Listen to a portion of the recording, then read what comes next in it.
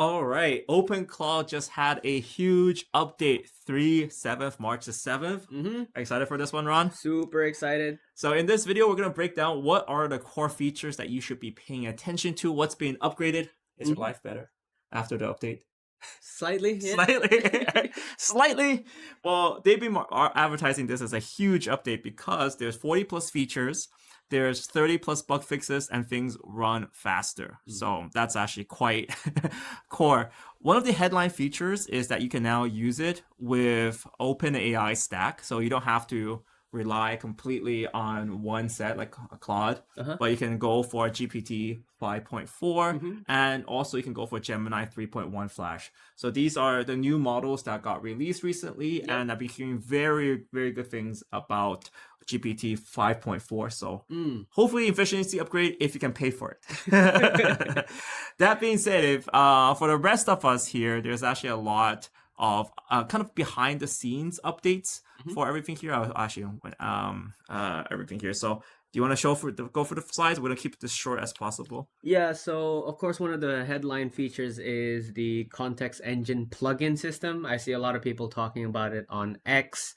So it's basically a plugin to optimize your context, especially in Discord and Telegram, where you know how normally we use threads on Discord to open a new session. This time they're saying that with this plugin, it connects to the main branch itself. So everything ties together. It's more coherent, more cohesive. Haven't really tried it yet because the AI agent that I'm working with Gambit still hasn't updated. Okay, all right. That's honest, but it's basically with here. So the way that we work with OpenClaw is that obviously we have OpenClaws, different OpenClaws for each individual tasks. We named the Avengers theme for some reason, but anyways. So you've been focused on and working with Gambit for a while, and the way that we've been doing things is that for each small topic that we have, like AI news aggregator or Claude panel research, we create a thread for that. So this actually keeps kind of your chats clean. It turns out that we have so many things being done on OpenCloud at the same time. And I think the biggest update here is that before, if you open a thread, it doesn't update the main chat. So then it actually goes into the main chat so everyone knows what's happening. It's kind of like making sure. Yeah, preserving existing behavior. Compaction, so that way. Yeah, because otherwise you'd be like, you open a thread, you're like, okay, can you use this? And like, no, I don't know how to use this. You know, I just had a full conversation with you earlier. Yeah. So now if you're talking the threads and you want to keep everything tidy, which is what we actually do here on this channel, then that's actually a huge upgrade for you. The other one is ACP persistent binding. So this is if you want to use Claude Code in your OpenClaw, and we used that before, so I actually find this is a very, very useful feature. Essentially, if you're building something, I show you what I built. This is what I built, and we'll talk about that later. But this actually started off as a topic with my OpenClaw. I'm like, oh, why don't you build a dashboard for all our videos, and we put them into the appropriate app icon. So if you want to watch an OpenClaw video, you can just click that, and you can click that and just watch our videos, right? So this actually started off as just a kind of a brainstorm idea for me, and I told my Claude Code to told my agent to use Claude Code to build it. So what's happening right now is in terms of application use case for this, and what's relevant to you guys is that it's a lot better now. So they kind of the Claude remembers what it's been building, and it kind of improves the usability on on something like Claude Code, Windsurf, or something like this. We're going to talk about this in more detail. I know this is actually quite an intense developer topic, but what I would say is that this is actually opening up development for the masses. So if you want to make a presentation website, if you want to make a dashboard, anything like that, you can tell your OpenClaw to use Claude Code, and the results are much better. In terms of what we're doing here is we're adding more videos. The way that we're using this whole website is BoxminingAI.com. And the way that we're going to do it here is that if you click Claude Code, you're going to get videos about how to use Claude Code with OpenClaw. So that's kind of how we're designing the website. And this whole website works. So guys, check it out towards the end. I just want to show it a little bit. But also here, like if you want to connect to Discord, there's a Discord icon at the bottom and say, oh, how to set up your OpenClaw with Discord. So I hope this helps you guys. Like I thought this was like a shower idea that I thought, a Telegram, how to connect to Telegram. It just makes like understanding how to use OpenClaw a lot easier. So we made this for you guys. I hope you guys can use it. And you guys can also sign in. It's just magic link. And it just keeps track of what videos you watch. And I thought that was like a really requested feature by you guys. I thought that would be fun to build it. So all of this is much easier to create with the new OpenClaw because of what happened in the backend for the new 3.7 update. So it's easier to use.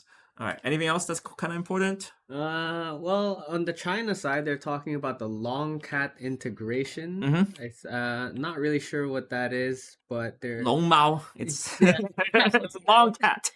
So China's been using more models recently, and they've integrated Long Mao, the cat model, as well. So as you guys know, there's so many different models you can use with OpenClaw.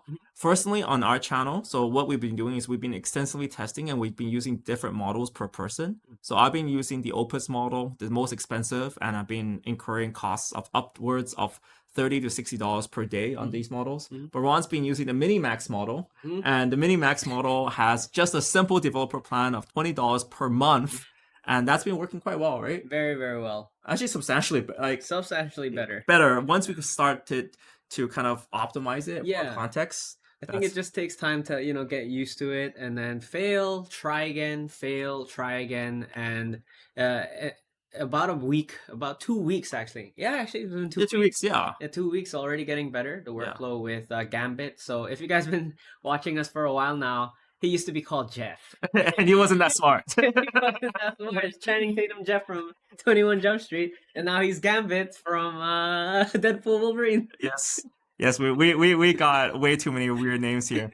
But I think the key TLDR here is something that we're going to try to add is on this website too, is we're going to add how you can optimize the flow for each of these particular models. So this is something kind of key for us, is where try to make things work better for you. I think that's the whole point of this channel, right? So like a lot of times people just say things and they don't use it, but we actually extensively use it, and then we force each other to use each particular model. So yes, now this update is better for GPT. I will also be trying the GPT models, but for now we are going to make some specialized content for particular models. You can get the most out of it. The key here is keeping the context small and being upgrading substantially to reduce how context is actually handled with OpenClaw. So updates are great.